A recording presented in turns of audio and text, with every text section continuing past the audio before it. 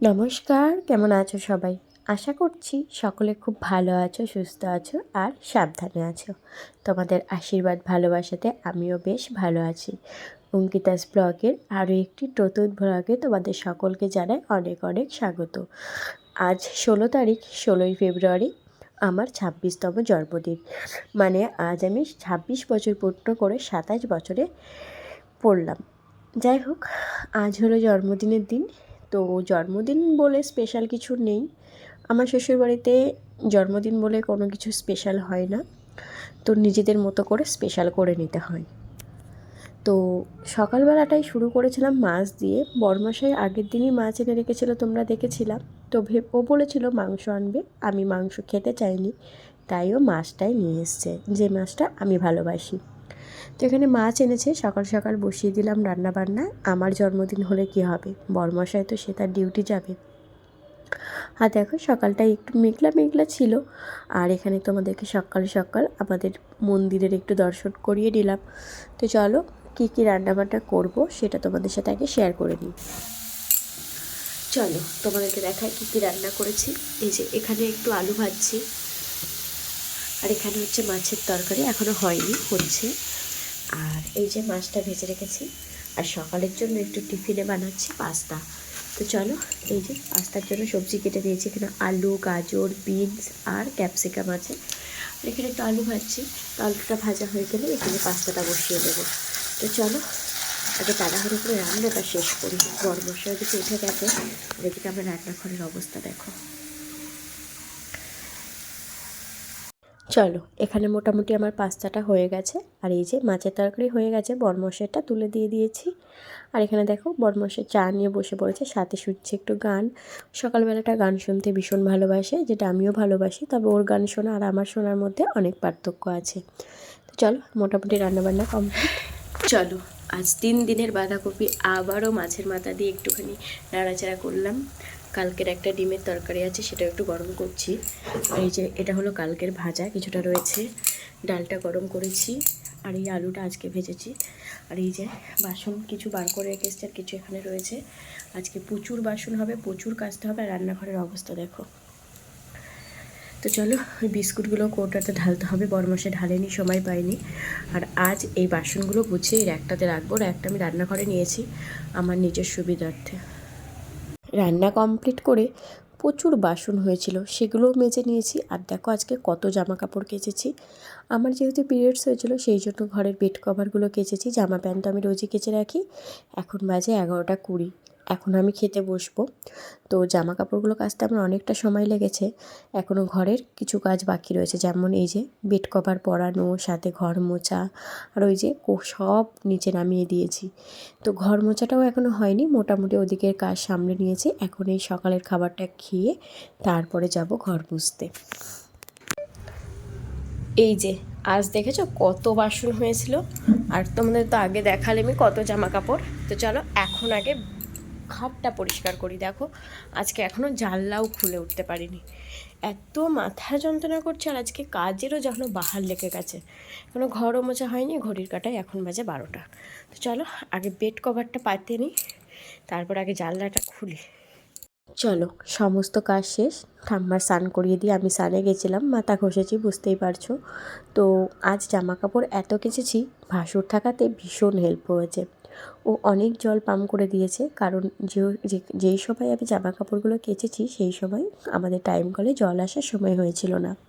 তোমরা তো দেখলেই আমার 11টার আগেই, মানে 11টা 11:30টার মধ্যে কাচাকুচি হয়ে গেছিলো।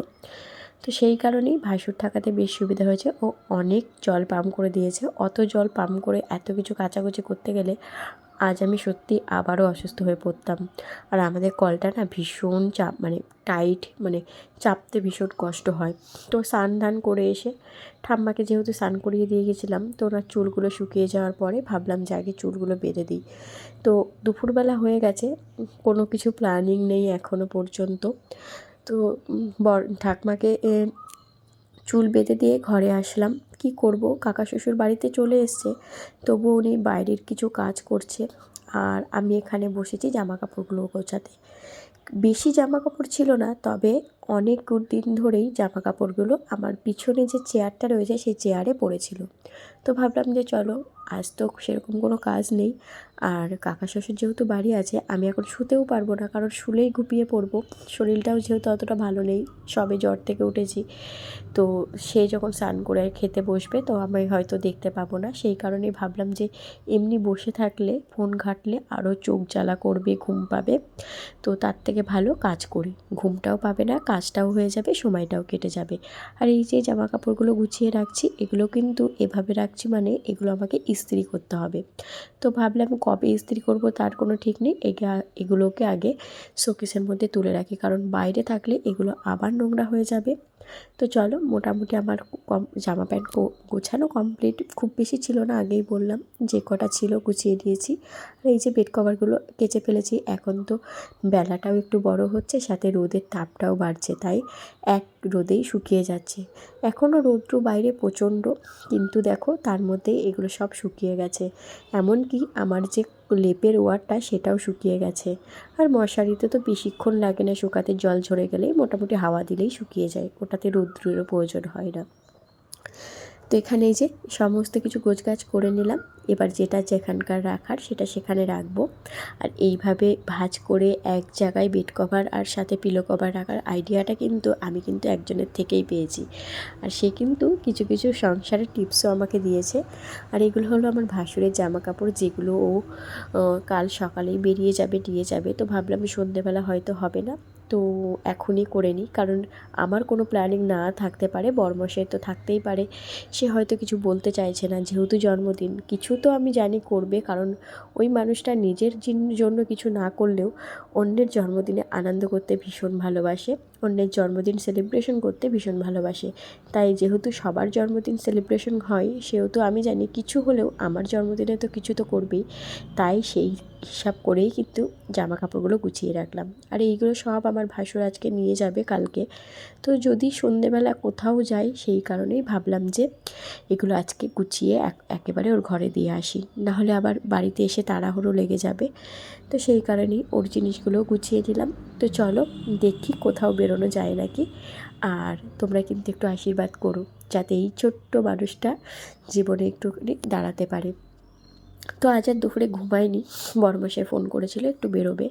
আমার মুখটাকে ইগনোর করো, কারণ আমি আমাকে নয়, পিছনের ব্যক্তিটাকে নিয়েছিলাম। সন্ধ্যা হয়ে গেছে, ও বাড়িতে এসে স্নান দান করে এই যে এখন দিল সন্ধ্যা। তো আমার মুখটা এত কালো লাগছে, কাল যেহেতু নিমন্ত্রণ বাড়ি গেছিলাম, তো চোখে দিয়েছিলাম কাজল, সেই কাজলটা তোলা হয়েছিল না। এই যে বাবু স্নান ধান করে এসছে, আর এখানে আমাকে একটু উইশ করে নিল হ্যাপি বার্থডে। আজ যে কতবার তার মুখ থেকে বার্থডে উইশ শুনেছি সে আর বলার না, সে কাল রাত 12টা থেকে শুনে আসছি। তো এখানেই বললাম যে ও এসে বলল যে বেরোবো বলতে, আজ যাবে একটুখানি একটা জায়গায় নিয়ে যাবে, সেটা তোমাদেরকে পরে বলছি। তো সেই কারণেই ভাবলাম যে এসে আর হয়তো ভালো লাগবে না, যেহেতু দুপুরেও ঘুমাইনি। তো চলো লেপের কভারটা পরিয়ে রেখে যাই, তাহলে সুবিধা হবে আমাদের। তো সেই কারণে, আর পাশে দেখো কোথাও একটা গান বাজছিল, সেই গানেই আমি একটু নাচার চেষ্টা করছিলাম। তো এখানে দুজন মিলে প্ল্যানিং করে কোন মাথাটা কিভাবে দিলে মানে আমাদের সহজ হবে, সেইভাবে প্ল্যানিং করে লেপটাকে বেশ সুন্দর করে একটুখানি ইজিলিভাবেই দুজন মিলে লেপটা কভারটা পরিয়ে নিলাম। তবে এই লাস্ট কাচা, এরপরে আর যেবার কাচবো একেবারে তুলে রাখার সময় কাচবো, কারণ এই লেপের কভারটা কাচতে ভীষণ কষ্ট হয়। আজ ভাসুর থাকায় বেঁচে গেছি, কাচাকুচিটা তো আমি করে দিয়েছি, কিন্তু ভাসুর কিন্তু জল পাম্প করে ওই ধুয়ে দিয়েছে। এটা কাচাও যেমন কষ্ট, এটা জলে দিয়ে ধোয়াটাও তেমন আমার কাছে কষ্ট, আমার হাতগুলো ভীষণ ব্যথা করে। তো যাই হোক, চলো এবার একটুখানি চা খাবো, সন্ধ্যা হয়ে গেছে তো, বরপাশেও বাড়ি এসছে, সার্ভ করেছে, মুখে কিছু দেয়নি। আগে একটু চা খাবো, খেয়ে তারপরে রেডি হব, তারপরে তোমাদেরকে দেখাচ্ছি কোথায় যাব। চলো রেডি হয়েছি, তোমরা তো সকালেই আমার পোস্ট দেখেছো। আজ আমার জন্মদিন। তো জন্মদিনটা কোথাও একটা না গেলে তো অসম্পূর্ণ থাকবে, তাই কোথায় যাচ্ছি সেটা তোমাদেরকে পরে বলবো। আগে আমরা আমাদের গন্তব্যস্থলে পৌঁছে নিই, তারপরে মানে দেখতেই পাচ্ছ আমি রেডি হয়ে গেছি, খুব সিম্পল, জাস্ট একটু লিপস্টিক আর চুলটা বেঁধেছি, আর কিচ্ছু নয়। ঠান্ডা লেগেছে, শরীরটাও খুব খারাপ।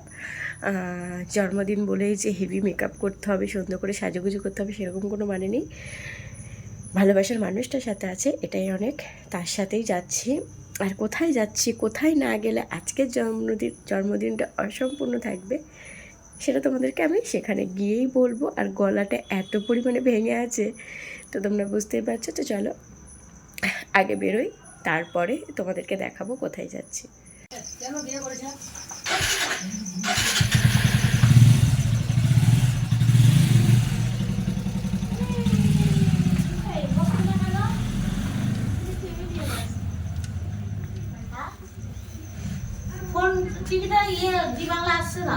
খারাপ হয়ে গেছে।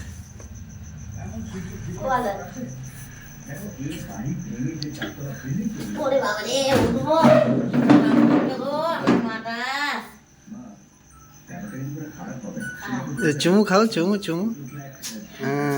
এই হলো আমার জন্মদিনের সম্পূর্ণ হলো এখন, বুঝেছো তো? বুঝি বুঝি বুঝি। আমার ঠ্যাঙ্গে একটু করো, আর একটু ঠ্যাঙ্গা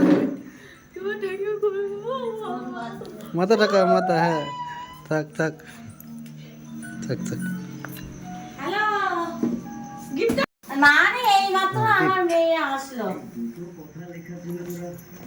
কি দাঁড়িয়ে আছো কা?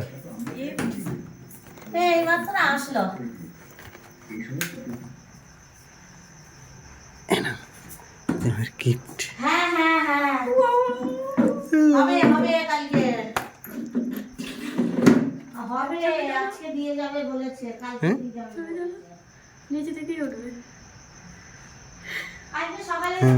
দাঁড়া দাঁড়া, এটা দাঁড়া। Thank you for your gift. এই পুরো আমার মতো থাবড়া টুবড়া না দিলে জলে না, ঠিকঠাক হয় না। যে বার্থডে গিফট কত নিয়েছে?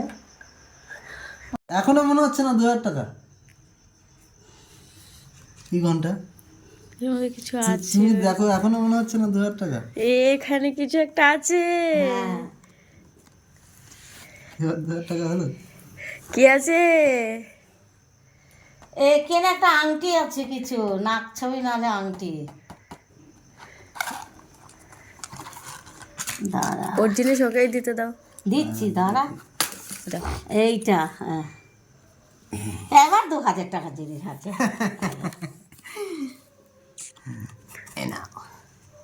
আরে পাগলা চন্ডী, কোনো দরকার ছিল? সব দরকার দরকার বলে এই আংটি আছে তো মনে হয়। আছে তো ঘরে 3খানা। তিনটে, একটা হারিয়ে গেছে না? হলো একটা জন্মদিনের দিন একটা এই চেন বড় বড় কিছু দেওয়ার ক্ষমতা আমার নেই। এটা না, অনেক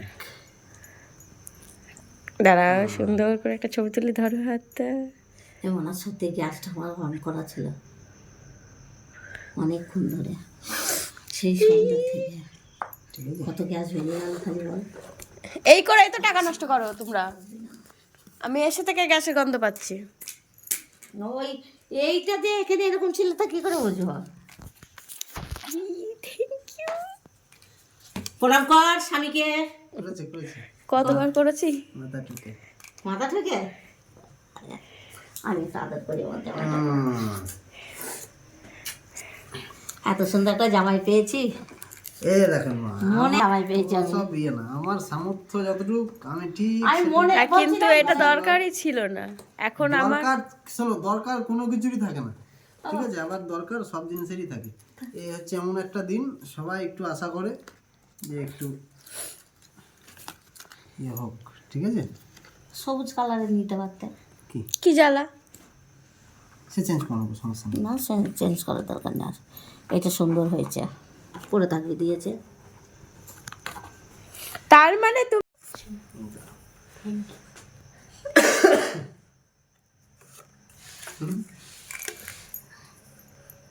আমার বউয়ের কোয়ালিটি তুমি এভাবে বলতে পারো না। বলে দিয়ে বাড়িটা একটু কেমন ফাঁকা ফাঁকা লাগছে না? মিঠি ডানি নেই। বরমাসের সারপ্রাইজ পেয়ে আমি তো ভীষণ খুশি, মনে মনে একটুখানি খারাপও লাগছিল, কারণ এখন আমাদের কিছু টাকা প্রয়োজন। সামনেই আমার ভাসুরের বিয়ে, মামাতো ভাসুরের, তো সেই কারণেই কিছু প্রয়োজন। আর জন্মদিন হবে আর আমাদের বাঙালিতে পায়েস খাওয়ানো হবে না, এটা হতে পারে না। তো মা পায়েসটা খর্দার থেকেই বানিয়ে এনেছিল, বাড়িতে কোনো আয়োজন করেনি। তো সেটা আমি জানতাম, তো বাড়িতেও আসবো সেটাও বরমাসে আমাকে বলেছিল যে তোমাকে নিয়ে আজকে একটু বাড়িতে যাব, সেটাও কাজের থেকে এসে বলেছিল। তো বাড়িতে এসে তো বেশ মনটা ভালো হয়ে গেল। যে জন্ম দিয়েছে তার সাথে যদি একটু দেখা না করি, তার যদি একটু আশীর্বাদ না দিই, জন্মদিন কেমন যেন অসম্পূর্ণ থেকে যায়। আছেই তো এই মানুষটা, যারা জন্ম দিল, যারা লালন পালন করলো, তাদের মধ্যে কিন্তু শুধুমাত্র বেঁচে আছে এই মানুষটাই। এই মানুষটা আমাকে জন্ম দিতে পারে, কিন্তু আমার লালন পালন কিন্তু আমার দিদা আর দাদু করেছে। তাদেরকে ভীষণ মিস করি এই জন্মদিনের সময়। আর আমার দিদা থাকলে আজ হইচই বেঁধে যেত বাড়িতে জন্মদিন উপলক্ষে, তার পাগলির জন্মদিন বলে কথা। যাই হোক, আজকে কিন্তু দিদা দাদুর সাথে আমি আরেকজনকেও মিস করছি, সে হলো আমার বাবা। আমার বাবাকে খুবই মিস করি, সেটা সবাই করে, যে বাবা মা না থাকার জ্বালাটা সেটা যাদের থাকে না তারাই বোঝে। তো আমার মনটা খারাপ ছিল বলে বড়মশাই বললে যে চলো একটু লুডো খেলি, কারণ বাড়িতে পুচকিও নেই, ওরা গেছে মামার বাড়িতে। তাই মনটা ভালো লাগছিলো না, আরও বেশি যেন কিছু মানুষের না থাকা যেন আরও জাঁকিয়ে ধরছিল। সেই কারণে বাড়িতে এসে একদমই মনটা খারাপ হয়ে গেছিলো পুচকির জন্য। ও থাকলে তাও ওদের কথা মনে পড়ে না, সারা বাড়িটা মাতিয়ে রাখে। আর যেহেতু ও ছিল না, ওর জন্য ওর কথা মনে পড়তে পড়তেই বাকি মানুষগুলোর কথাও খুব মনে পড়ছিল। তো দেখো, লুডো খেলার পরে দাদা চলে এসেছে। দাদা গেছিলো আমার জন্য কিছু খাবার আনতে, ও আমাকে কিছু গিফট দিতে চাইছিলো, মানে ও আমার জন্য কিছু আমার ফেভারিট খাবারগুলো এনেছে, সাথে এই যে টাকা। আর এই যে এখানে একটু বললো যে আগে আমার আশীর্বাদ নিয়ে তারপরে। আমি একটু করে প্রণাম করলাম, তবে ওর ওইভাবে প্রণাম নেওয়াটা ভালো হয়নি। আমাকে বললো মাথার ঠুকে প্রণাম কর, তারপরে তোর গিফট দেবো। তো যাই হোক, দাদা যাবে একটু পরে ওর ফোন কিনতে, ও একটা নতুন ফোন কিনবে। আর এই যে ওর থেকে পাওয়া 200 টাকা আমার জন্য, এগুলো টাকা নয়, আমার কাছে এগুলো আশীর্বাদ স্বরূপ। সত্যিই ভীষণ ভালো লাগে এই ছোটোখাটো গিফটগুলো। আর বড়মশাই যে গিফটটা দিয়েছে সেটা তো সত্যিই আমার কাছে অনেক মূল্যবান। এর আগেও, বিয়ের আগেও একটা এরকম আংটিও আমাকে দিয়েছিল। আর এই যে দাদা আমার খাবার, আমার পছন্দের খাবার নিয়ে এসেছিলো, সেটা হলো এই যে চিকেনের, এটাকে কী বলে আমি জানি না। তো যাই হোক, এই যে এখন কারা আসছে জানো? এখন আসছে আমার বান্ধবী আর বন্ধু। তো এরা গেছিলো আমার শ্বশুর বাড়িতে। তো আমি যেহেতু জানতাম না যে ওরা শ্বশুরবাড়িতে যাবে, তবে বলবো না যে পুরোটাই জানতাম না। ও কিন্তু আমাকে আমার বান্ধবীর আইব্রো ভাতের দিন বলেছিল যে ও আমাদের বাড়ি যাবে, তবে আমার মাথাতে ছিল না, আমি এখানে চলে এসেছি। ও পুরো চাকদার থেকে ঘুরে আবার আমাদের বাড়িতে এসছে, সাথে করে এনেছে চকলেট। ও এখানে চকলেট এনেছিল আমার জন্য আর আমাদের পুচকির জন্য। ওর কাছে এটাই জিজ্ঞাসা করলাম চকলেটটা আমার না পুচকির, কারণ ও পুচকির কথা জিজ্ঞাসা করার পরেই আমার হাতে দিল। সেই কারণেই হাসাহাসি করছিলাম যে এটা আমার না আমাদের পুচকির।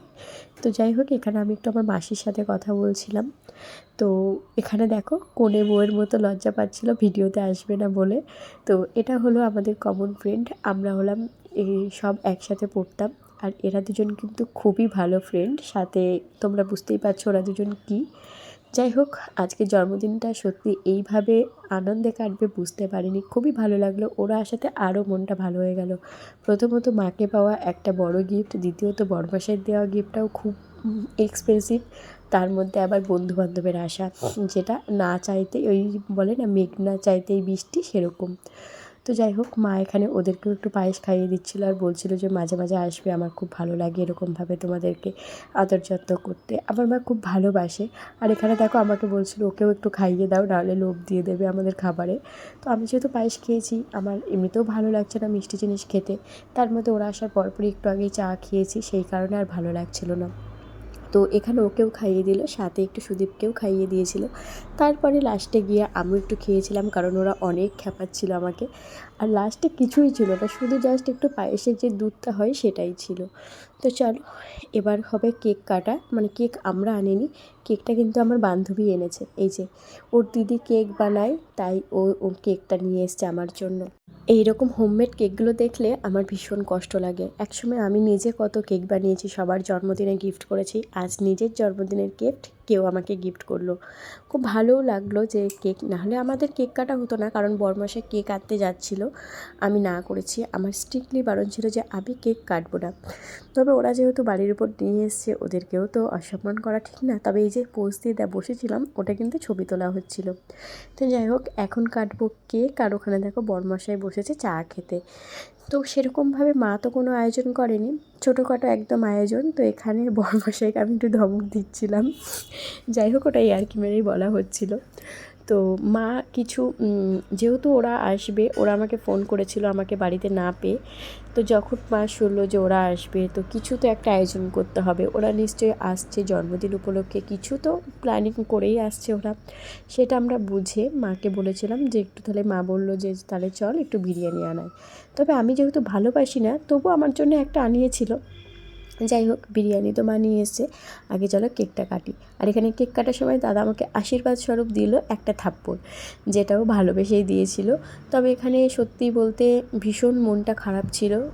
যেমন কিছু মানুষ আমাদের সাথে নেই, তাদের কথা তো ভীষণ মনে পড়ছিলো, যারা আমাদের সাথে আছে থেকেও নেই তাদের কথাও ভীষণ মনে পড়ছিলো। যেমন বৌমণি, আমাদের পুচকি, আমার জ্যাঠতো বৌদিরা। আমি তো জানতাম না যে ওরা এত আয়োজন করবে, তাহলে হয়তো ওদেরকেও আগের থেকে বাড়িতে আনিয়ে রাখতাম, বৌমণি আর পুচকিকে। সত্যি কথা বলতে পুচকিটার জন্য মনটা ভীষণ খারাপ লাগছিলো, সাথে আমার জ্যাঠতো বৌদিদের সাথে ওদের বাড়ির যে বাচ্চাগুলো। আর এত তাড়াহুড়োতে হয়েছে কারণ আমি বাড়িতে গেছি 7:30টার সময়, সেখান থেকে আমাকে আবার 9:30টায় ফিরতে হবে। তার মধ্যে বর্মশাইরা গেছিলো বাজারে, তার মধ্যে এরাও এসছে প্রায় ওই 8টা-10-এর দিকে। তো বরমশাইরা গেছিলো বিরিয়ানি আনতে, ওখানে ওদের সময় লেগেছে, এদেরও যাওয়ার একটা তাড়া ছিল। সব এত তাড়াহুড়োর মধ্যে হয়ে গেছে না যে কোনো কিছু আর বলার নেই। নাহলে বাড়ির বাচ্চাগুলোকে নিয়ে কেকটা কাটলে আমার ভীষণ ভালো লাগতো। মানে কি বলবো তোমাদেরকে, যে এত তাড়াহুড়োর মধ্যে আর এইভাবে বার্থডে সেলিব্রেশন করতে সত্যিই আমার ভালো লাগে না। সবাই থাকবে, অল্প হোক কিন্তু সবাই মিলে করব, সেটা বেশ ভালো লাগে। তবে সেটা আমার শ্বশুরবাড়ির কপালে আমার জোটে না। কিন্তু গত বছর কিন্তু আমার বড় জেঠি শাশুড়ি পায়েস খাইয়েছিল, এটা আমার সারা জীবন মনে থাকবে। বিয়ের প্রথম বছর শ্বশুরবাড়িতে মুখ কালাকালি থাকলেও আমি কিন্তু ওই শ্বশুরবাড়ির তরফ থেকে পায়েস খেয়েছিলাম। তো যাই হোক, মা এখানে ওদেরকে দিয়ে দিয়েছে খেতে। বুঝতেই পারছো কেনা বিরিয়ানি, বাড়িতে বানানো না। তো খাওয়া দাওয়া শেষ, ওরা এখন বাড়িতে যাচ্ছে, চলে যাচ্ছে, কারণ ওদের দেরি হয়ে গেছে।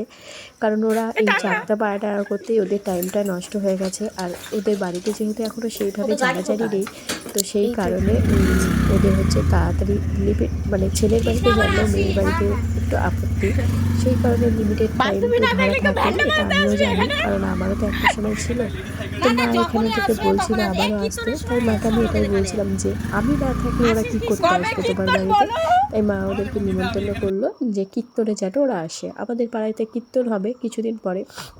তো এখানে আমারও যাওয়ার সময় হয়ে গেছে।